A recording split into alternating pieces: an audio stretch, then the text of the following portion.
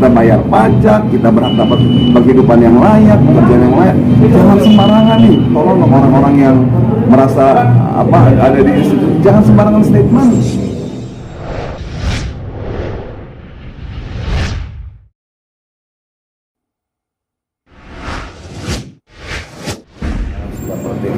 Udah seperti anak saya, jadi kan kalau manggil saya kan papi gitu kan.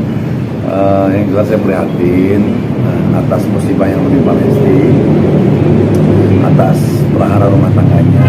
Yang jelas kita sebagai orang luar hanya tahu kulitnya saja. Jadi saya tidak berani ikut campur untuk masalah pribadinya. Yang jelas saya pribadi ya hanya ikut merasakan kesedihan apa yang dihadapi. Semoga Lesti cepat sembuh, bisa kembali lagi berkarya, bisa kembali lagi dia menghibur penggemar-penggemarnya. Karena banyak penggemar-penggemarnya itu yang mampir ke sosmed aku gitu, dan mereka tahu bahwa kita ada ikatan. Jadi ya mungkin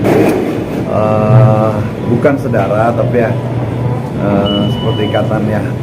Pernah tahu proses pada saat Lesti berkarir di dunia entertain, khususnya untuk TV seperti itu. Saya memang baca di beberapa media massa, bukan media massa sosmed ya, bahwa ada pergeseran tenggorokan kerongkongan ya. Ya semoga bisa sembuh, ya bisa diperbaiki, bisa kembali lagi normal. Semuanya ini kan atas mukjizat Allah. Yang penting sekarang fokus aja di kesembuhannya, mudah-mudahan kembali normal, dan apa yang ditakutkan tidak ada. Dan Lesti kembali dengan suara yang menggelegarnya. Dari mulai dia masih 14 tahun ya, saya tahu dia. Ternyata sebelum 14 tahun dia udah banyak manggung dari mulai kecil gitu. Tiba-tiba dia juara 1 di Dangdut Academy, orang mulai kenal dia, sampai dia akhirnya menikah dengan Rizky Bilar. Ya saya senang melihatnya gitu kan. Sampai waktu mereka resepsi pun saya diundang juga nyanyi, ya kan, di Antv waktu itu, secara langsung di Antv. Kebetulan saya baru bebas juga waktu itu kan. Senang banget saya dilibatkan lagi dalam dalam acaranya Lesti dan suami Lesti. Ya tiba-tiba ada kejadian seperti ini, saya merasa atas nama pribadi prihatin. Semoga bisa diselesaikan dengan baik gitu. Gak ada masalah, kan semua tergantung di si pelapor, ya kan.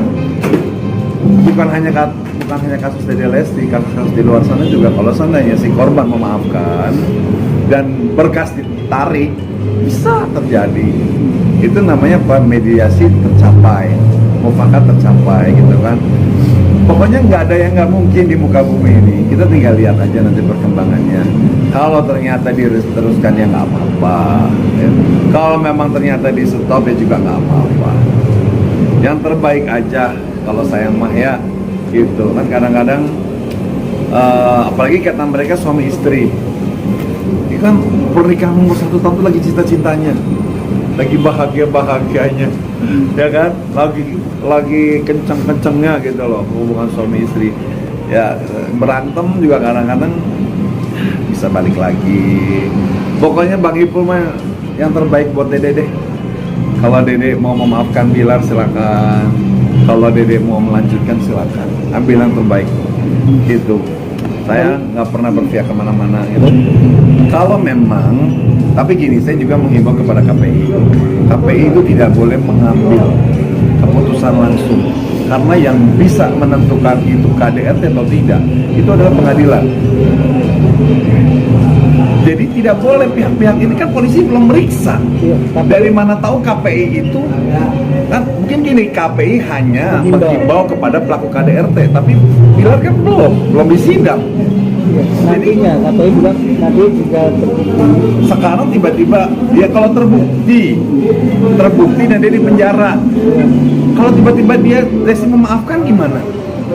Ayo, makanya nih untuk pihak-pihak tolong jangan emosi, jangan, apalagi ini pihak negara ini, apalagi ini adalah institusi negara loh.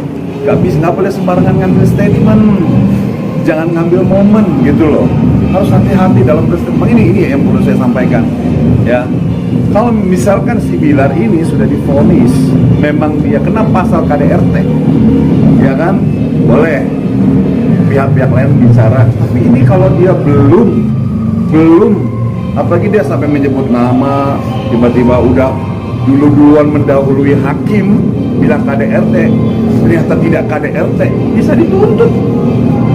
Dan si yang dipersoalkan ini misalkan Bilar bisa menuntut loh atas kerugian statement ini. Makanya jangan sembarangan kalau menurut aku gitu. Ini bukannya membela, karena aku kan orang hukum juga udah ngerti. Jadi jangan pernah mendahului. Ini belum di polisi, belum BAP Bilar, ya kan? Ini kan masih dugaan loh, ya nggak? Jadi tolong buat teman-teman jangan mau dibodohi oleh statement orang yang dengan emosi gitu. Kalau kecuali memang dia sudah jadi napi, memang tidak boleh tampil, karena memang nggak boleh napi itu tampil, ya kan? Kalau sudah mantan, siapapun boleh, karena semua warga negara dilindungi oleh undang-undang. Nah, aku mendengar kutipan dari si orang komisioner itu, karena sudah melanggar hak asasi manusia. Ya dia, oke. Sekarang dia memboikot orang, apakah itu tidak melanggar hak asasi manusia? Ayo, kalau dibalikin begitu, hah? Jangan sembarangan ngomong hak asasi manusia. Pekerjaan kita ini dilindungi oleh hak asasi manusia, pasal 38, silakan dibaca. Dan juga Undang-Undang tahun 45, pasal 27 ayat 2. Semua warga negara termasuk Bang Ipul, Rizky Bilar, dia yang bikin statement dilindungi. Kalau ada yang memboikot, justru dia bisa kita tuntut, bisa kita pidanakan. Tidak boleh, kita warga negara. Kita bayar pajak, kita berhak dapat penghidupan yang layak, pekerjaan yang layak. Jangan sembarangan nih, tolong orang-orang yang merasa ada di institusi, jangan sembarangan statement. Ini yang saya bikin greget gitu loh. Lu boleh lu boleh ngefans sama artis, ya kan? Lu boleh ngefans sama siapa, tapi kalau mau berstatement pakai logika. Memang KDRT termasuk gue juga, gue benci sama orang-orang dengan kekerasan, benci. Tapi kalau mau mengeluarkan statement ya dipikir dulu. Ini belum ada vonis dari hakim dia KDRT, belum ada ini. Kalaupun udah divonis dia menjalankan pidana, silahkan kalian boikot. Tapi kalau udah bebas ya udah jadi orang biasa, udah selesai masa pidananya. Ya nggak, artinya berarti dia tidak menghormati lembaga-lembaga yang lain dong, lembaga kehakiman, lembaga hak asasi manusia, ya kan? Ya nggak, itu berarti dia mendahului, dan itu saya rasa itu udah statement emosi yang salah. Gitu. Jadi buat orang-orang yang petinggi-petinggi yang terhormat, tolong kalau mau statement dipikir dulu yang baik-baik. Ini bicara saya sebagai seorang rakyat Indonesia, masyarakat Indonesia. Jadi nggak boleh tuh ada siapapun yang memboikot pekerjaan orang, tidak boleh, karena itu sudah melanggar hak asasi manusia.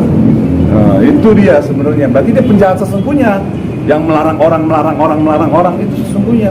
Kita kan orang Indonesia, kecuali gue orang luar negeri pakai peraturan luar negeri, kita peraturan Indonesia pakai aturan Indonesia dong.